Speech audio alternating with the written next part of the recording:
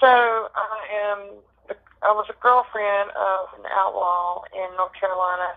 I was at the Outlaws clubhouse a good bit for almost a year. It's about 9 months that I was seeing him, and you run into a lot of things, a lot of drugs, a lot of gambling, a lot of sex, a lot of this and that. So, but me and a good friend of mine were hanging out, and well, first let me say, I rode with my boyfriend, and the guy was, basically fucking. I guess I'm just, saying, for lack of better words. But at any time he'd tell me, hey, go hang out with this guy, go hang out with that guy. So I kind of got to know different. It just become a normal thing or whatever. If you can imagine that. So, and if he told me to do it, it was done. It was easier done than just to argue with him and stuff or whatever. Okay, well, that being said, I met up with another guy and his girl, and she had told me a situation where she had went out on a date or, as an escort with this guy that was rumored to be,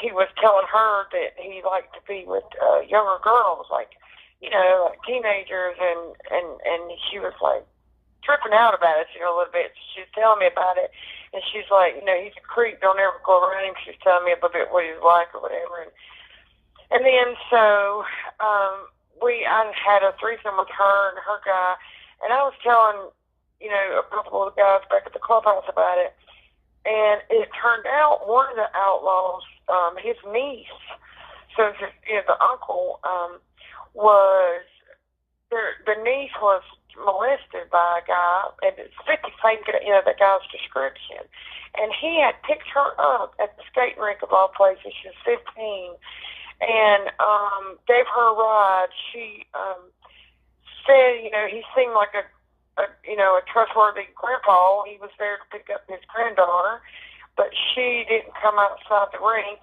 and he thought maybe she already got a ride home. So he gave the girl a ride home. Now, I don't know why she didn't have a ride or whatever, but he gave her a ride home.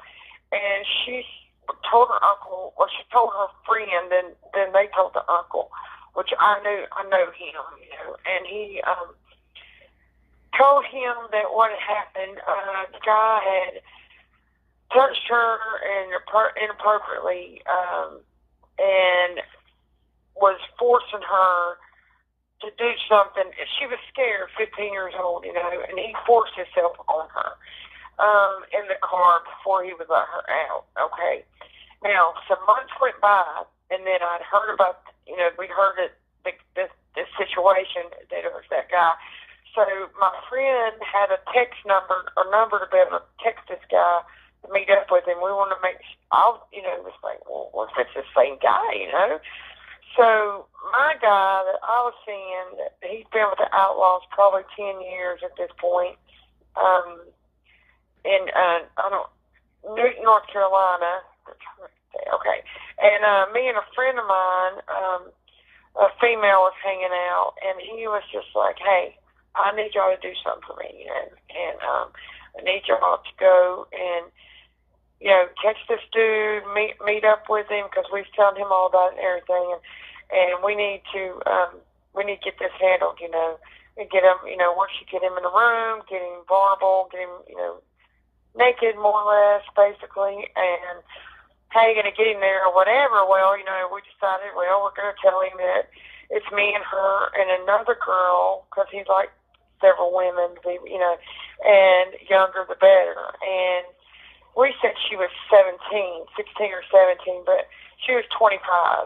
But we did not have sex with this man. There was no way in hell I was going to do that. But we got him to thinking that, got him drinking at the hotel, and got his clothes off and everything. And that's when we had left the door to where the guys could come in, And it was 3 guys. They come in. Outlaws members, all 3 of them. The uncle did not come of the girl. It was said better that he didn't. And then so I just seen things in their hands. They made us leave as soon as they got there. They had already told us beforehand to grab our shit and go as soon as they got there, shut the door. And so we done that, and we waited, and back at the clubhouse. And it wasn't until about a week later that I seen the videotape of this situation and what had happened, and it was confirmed. This call is from a North Carolina correctional facility. I remember now how it was confirmed, but they knew it was the same guy. If it was a car or what it was. But so they didn't treat him very nicely. I mean, they broke his jaw. He had a broken jaw. I just know it had to be broken. There was blood everywhere. They used a pool cue stick, the end of it, the bigger end of it, and was, you could see in the video. I couldn't watch it all, man. It was, but I say that, hey, that it's, maybe he will never touch another another young girl again. I'm praying, but I'm telling you, I don't know. They paid us $500 each for doing this, and I told him I couldn't even accept the money. I've got 4 daughters myself, and that's another thing. This man was asking about our daughters, and I feel like I thought about it. I just feel like that was just what had to happen because, I mean, he's out there picking up kids at skating rinks and stuff, And that's just how they handle things, though.